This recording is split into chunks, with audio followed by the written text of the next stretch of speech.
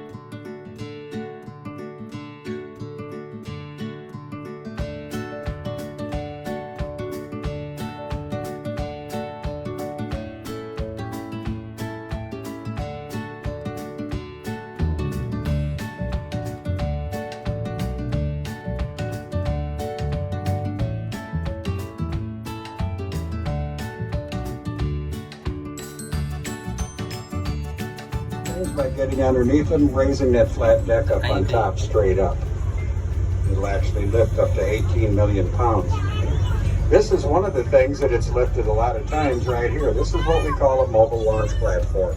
You assemble the rockets on them and launch them off of them out at the launch pad. Now, a private company has leased this one from NASA along with use of one of the bays in the VAB, use of a crawler, and use of a launch pad. Northrop Grumman is modifying this to assemble and launch the Omega rocket off of it. Ready to go in 2021 with it. You might recognize the name Northrop Grumman for a company. They're actually the same ones that built the lunar landers in the Apollo program. They also build a lot of jet fighters out there. Now this one here is what that one used to look like. This is a mobile launch platform for the shuttle. This is platform 1 right here. There was about 50 launches off of this, the shuttle. It was modified from the Apollo program. There were also 2 Apollo flights off of it, Apollo 11 and Apollo 13. Notice how it sits on those rounded steel and concrete pedestals. Okay, that crawler comes over here and gets underneath it, raises its deck up and picks that platform right up off the pedestals. Then it drives it over, puts it in the VAB. They assemble the rocket on it upright, all ready to launch. And then the crawler goes back in and gets it, picks up the entire stack and takes it out to the launch pad. That's how it works.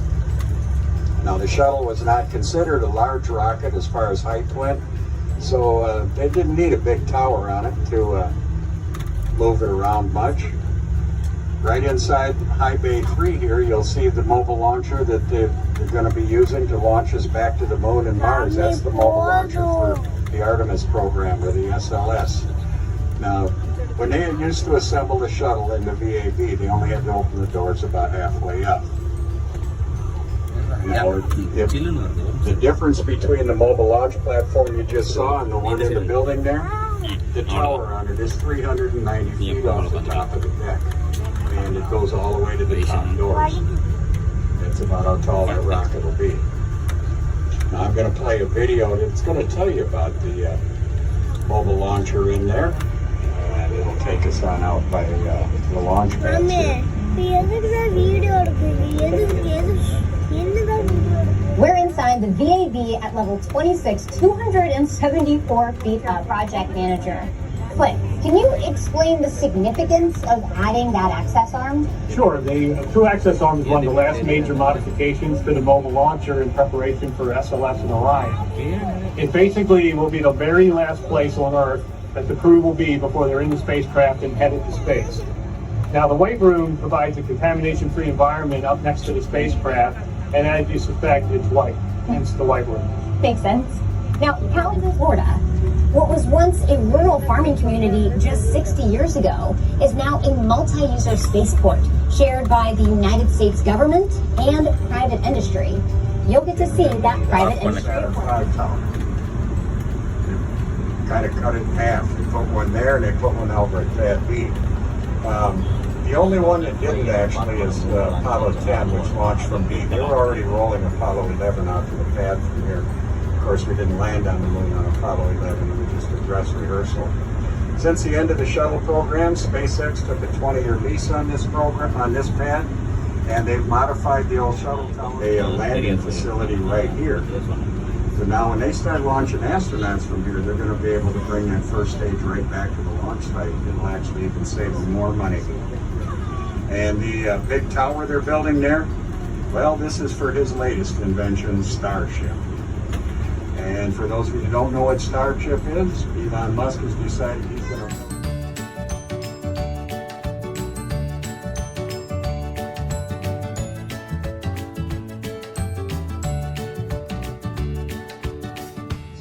That's what we used to actually call the moonshots from right there.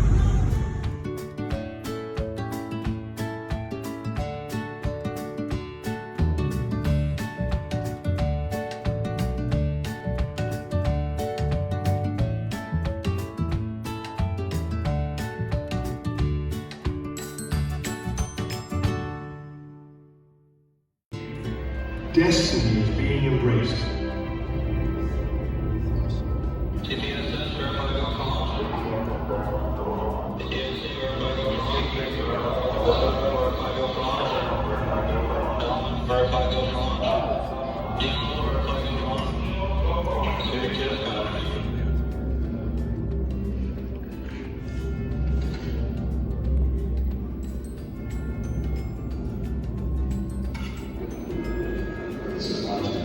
T-minus 3 minutes and counting. Communications checks to the Apollo 8 astronauts, the cabin and the communications tunnel probe.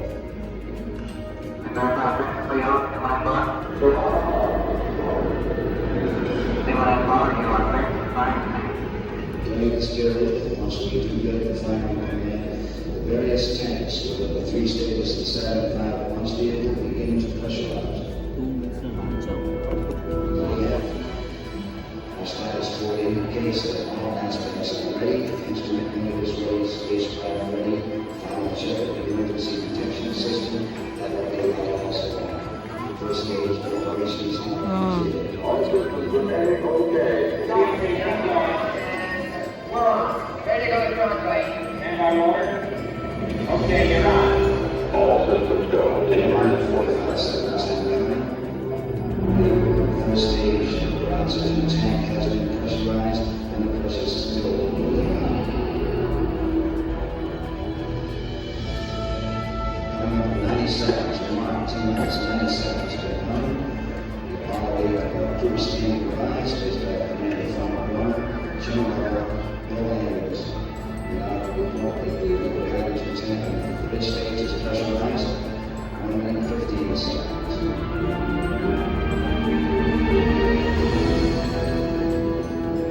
First stage is pressurized at this time as we come up on the 60-second mark on the flight zone. T-minus 60 seconds to counting. Vehicle now is completely pressurized. Transfer shortly.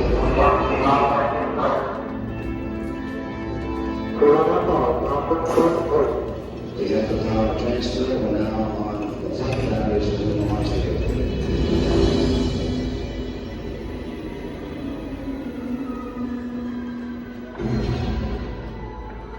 Now we're going to stand in front of the component this time. Now look at the sources of the spacecraft. 20 seconds on this space at this time.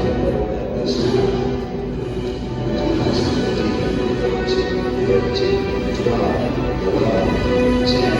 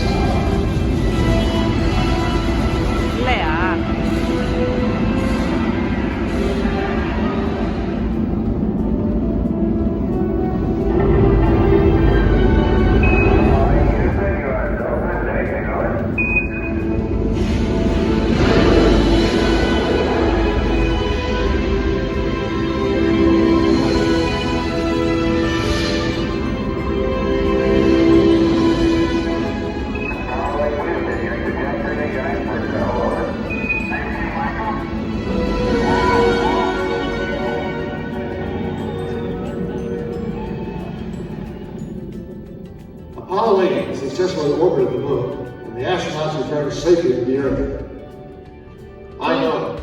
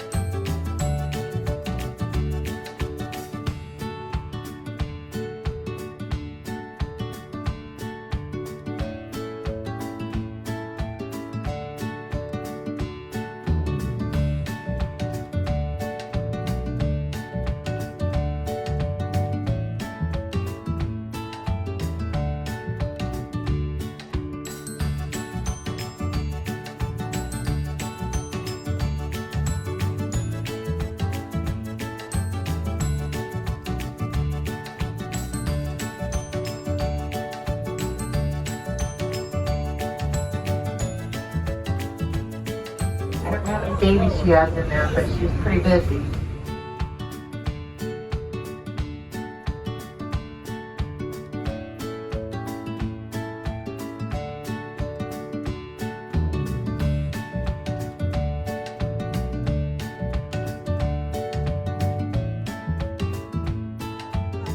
Push it hard.